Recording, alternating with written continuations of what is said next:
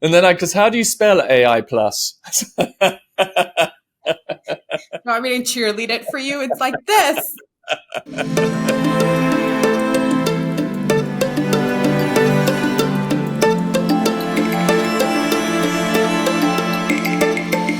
Hi, my name is Richard Middleton, and I am the global head of what we call integrated portfolio management.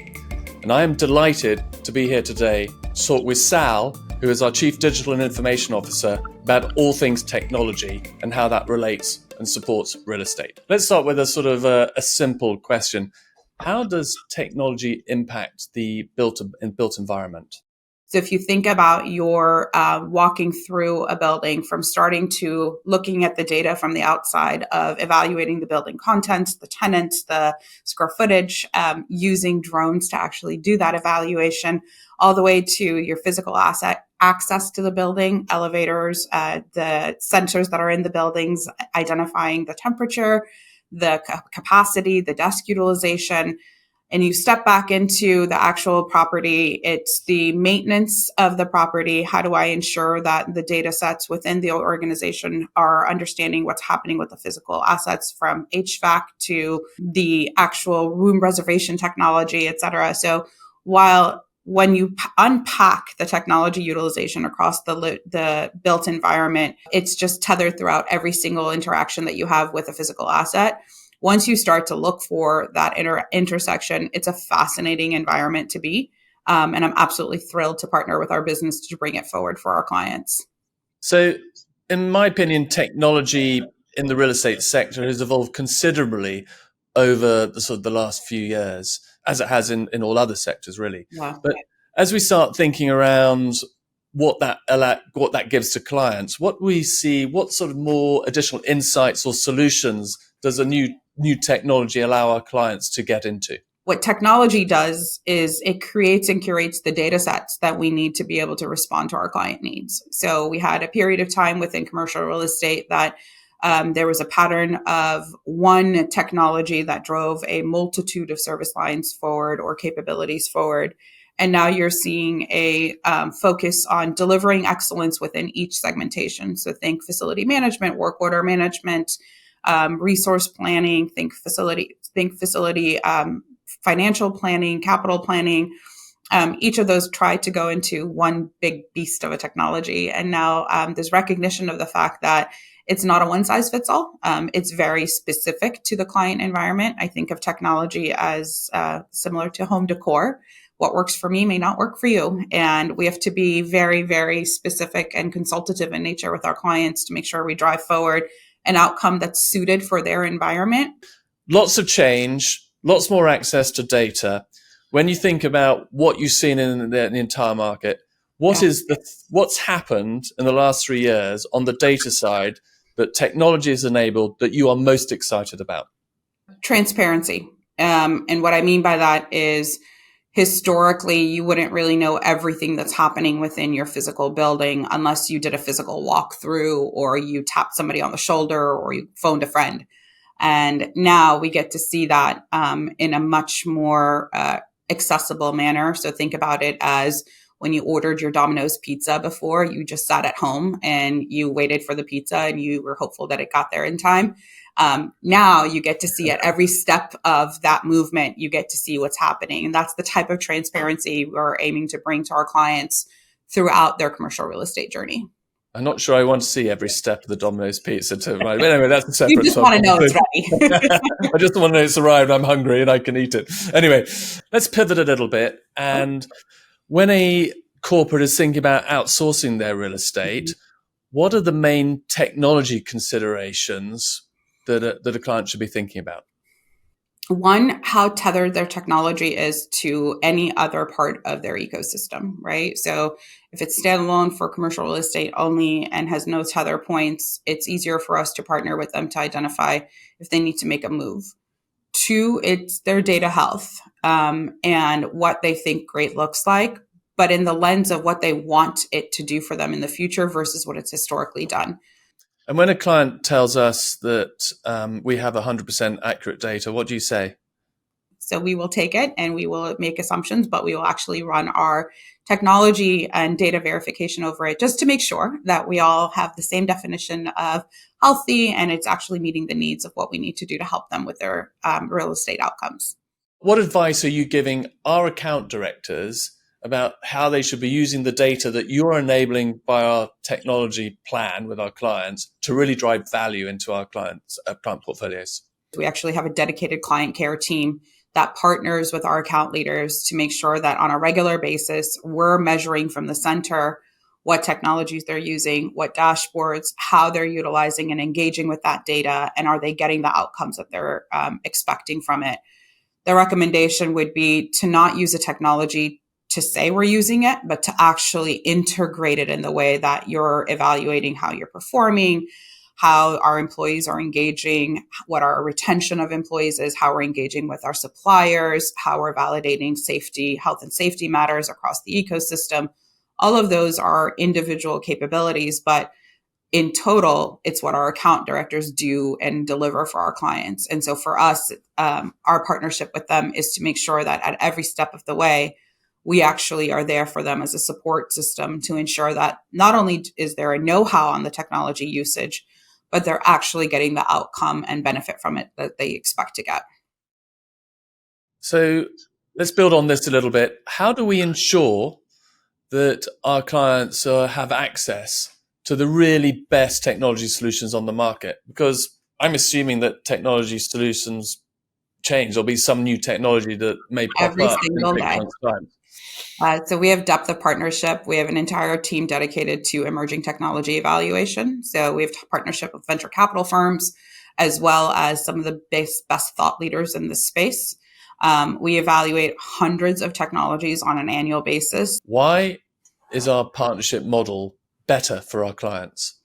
It allows us focus on their outcome and not being responsive to just tinkering with the technology. So that means my technologists are predominantly consultants and data engineers, data scientists, data analysts, business analysts, not software developers, because our best foot forward for our clients is to bring to them the technology that's best of breed at that moment. In this way, they have a dedicated team associated to them to bring their technology of choice and our partner ecosystem forward on a regular basis. Over 80% of our capital investment goes towards enabling our clients' outcomes versus maintaining an infrastructure and growing an infrastructure internal to Cushman.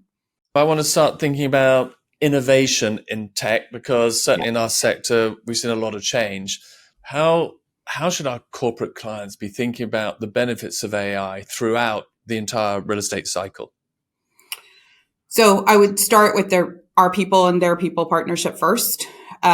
We have a very firm strategy on putting our people at the center of our AI strategy. We have phenomenal talent, and we are working with them to actually co-create the AI outcomes that we want to generate for our clients. If I'm a client, I would be thinking about where they are in their total digital journey. Does AI make sense for them? Are they ready from a people education and change management perspective to consume it? We're partners with MIT, and they're researching us on the way that we think AI will impact the places of work. If I'm a client, no different than ourselves, I would ensure that our data health is front and center in their AI strategy. AI is as good as what you pump into it. And so again, our framing and our center on data versus a technology software shop allows us to focus on that data health and bring forward that capability for our clients. What is C&W's AI transformation approach? So our strategy has been super simple. We have really great technologies, and we think we can tether them and bring them to life for our clients. I'll give you an example. We believe that we can take a property manager or a account leader on one of our largest clients, and we can give them a simple, accessible path to support throughout the ecosystem. So I can say, tell me what the best diverse vendor is for HVAC in 123 Main Street in a particular state. And it will return to them the best selection of high performing, safe and already onboarded vendors for our clients. That allows them to spend most of their time on the delivery of the service versus the search of a diverse vendor to bring forward an elevation of diversity spend for our clients. If I think about the total strategy, it's again focus on where we think we add the most value, which is property insights and experience for our employees. We're going to build that. Where we think it's common to every enterprise, so think creation of marketing data, transcripting of a podcast, we're going to actually buy that from partner ecosystem. And then we actually hold design seats on Microsoft, Salesforce, Workday, Yardi, Accruent, and we're helping them navigate where they're putting their capital and capacity. And so in those three segmentations, we're able to stretch all of our outcome for our clients and be able to elevate their AI strategy. Ours has been partner first, people first, and responsible and secure all throughout the cycle. So what is AI Plus? AI Plus is our holistic strategy to driving AI throughout Cushman and Wakefield to benefit our colleagues and our clients. We thought it was important in a world where everybody is tinkering with AI that we were explicit to our clients and our colleagues around our approach, what we were doing, and why we were doing it. As a thought leader in this space, think of it as the same thing we would do from a research perspective, as putting out our thought leadership on what to do, how to go about it. First and foremost in the strategy is that our people will be at the center. AI is something that we're excited by, but we need to ensure that we educate, we upskill, and we actually make sure that it's consumed by our employees to be able to make the biggest impact. The second is our partners like PwC, who have invested or will be investing over $1 billion in ensuring that AI actually is making an impact in each of our organizations. Partners like MIT, who we get to bring forward higher education thought leadership with PhD students that are dedicated to Cushman and Wakefield to ensuring that we're thinking of all of the different segmentations and impacts of AI. And the rest of it will be in part in delivery for prioritization. There's nothing you can't do right now. It's going to be very easy to tinker across a lot of things and not really make an impact.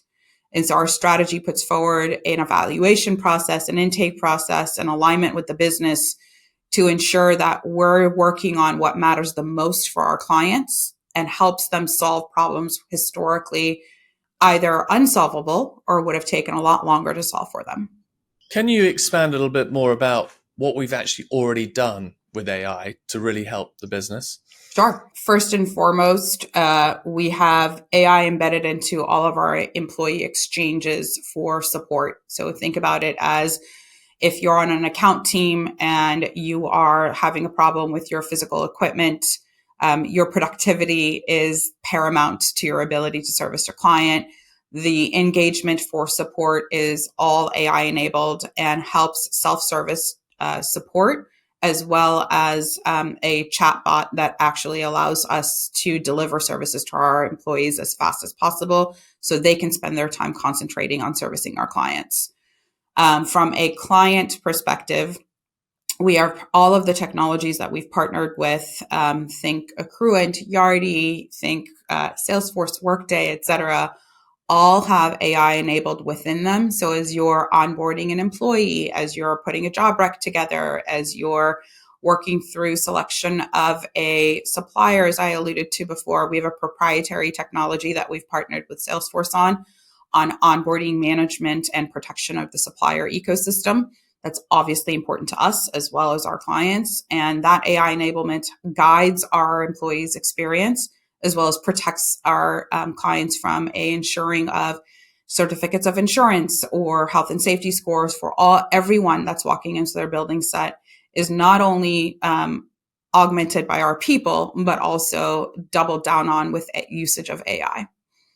Going forward, we'll be unlocking it even more with a concentration on generative AI, which allows us to take our clients' stewarded data, our data, and put it together to bring forward the best insights for them to make the best decisions. So think of it as How do I ensure that my per square footage cost of a particular asset is the best in the market? I know what it is compared to my own data from last year. How do I make sure that it's as compared to a like asset, it's better? So driving out benchmarking, capital planning technologies that use AI and generative AI to bring forward that capability. That's what's on our roadmap today, and we're super excited about it. Then let's go back on the client side. And we think about clients and they're thinking about their own technology investments in the real estate sector. And in the context of AI, where should our clients, or what should we be advising our clients about where they prioritize their own capital and focusing on capacity? I would go after what's causing them the biggest pain, similar to us, or opportunity. So if maintenance costs are something that they need to drive down, then using AI to bring forward their data set around maintenance and ensuring that they know exactly where to focus that investment of optimizing maintenance. So it might be a capital asset replacement, going for a reduction of future maintenance, but a forward of cash to be able to do that. It could be the trade-off of evaluating their total portfolio of assets around where the next site selection of properties would be for them. Any of these, it's the technology is there. I wish there was a one size fits all answer, but there is not. And that's why our consultative approach and our partnership with our clients in delivering their technology outcomes is so important to us. So Sal, we do a number of global RFPs with major corporates all the time. When we think about solutioning for those RFPs, what are we thinking about? How are we putting in place a plan that really resonates with the clients, that brings something a little different to them? So we start with our dedicated team on technology solutioning that's partnered with our business team to really listen for the outcomes that the client is asking for. We then map that to our suite of technology partners that we have available to us and put forward a recommendation of a technology architecture. So think of it as we would put forward Accruent or FAMS 360 for work order management. We would put forward our partnership with Ingenious for project management. We would put forward Yardi as our financial tool set. And we'll tether all of this together for them in a view that says, here's all the individual technologies. And oh, by the way, here's the connected data ecosystem that comes with it. It comes with a insights dashboard that's available for both our colleagues and our client to consume the data set. And then we go into a consultative approach with them on, does this meet the mark for them? Do they have any pressure points that they're trying to alleviate that potentially didn't come through on the RFP? Once we have agreement on that, we have a dedicated transitions team that actually works with the client to onboard their data. We go through and do a data health check for them.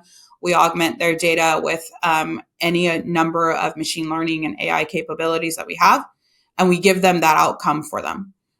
We then, once we solve for client one, and if there's something unique that's been brought to the environment, we actually go back and educate all client leaders across the organization to make sure that every client that we have benefits from any net new technology augmentation that we have. So what happens if a client already has what they feel is a really great suite of technology solutions for everything they're looking for? How do we approach that? What value can we bring to them? We bring to them a couple of segmentations. One, we can actually take care of their technology for them, meaning instead of the commercial real estate team taking care of configuration, onboarding of users, offboarding, the data setup, the actual workflow configuration, our team actually takes that capability on. And we become service providers for them on their technology, which allows us to then give them the benefits of the data and insights platforms that we bring to every single one of our clients, without going through a full technology modification perspective. That gives the client the ability to maintain their technology in place, but within that technology or named widget, we actually go in and we help them elevate it so that it's a better version of that same technology throughout our relationship, but it also gives them insights that they previously would not have access to. So you've given us a very clear indication about our whole approach to technology and sort of how we're really good at implementing those solutions for our clients. When we win a new client, how often is it that we change the entire technology suite? Not as often as you would think. We actually partner in a lot of instances in some combination of technologies between their existing technology and insertion of Cushman and Wakefield technology. So we talked a lot around data and our belief that we're very data grounded and technology really enables that. How are we then being proactive about taking that data and really using it to drive analytical capabilities, consulting capabilities, value into our client portfolios, whatever it might be? Putting the building in the center and looking at the data assets around it that tell us the better human story. There's a series of data sets that we bring together to tell the life of how effective is the actual building utilization. We're a real estate services business. Why does technology actually matter?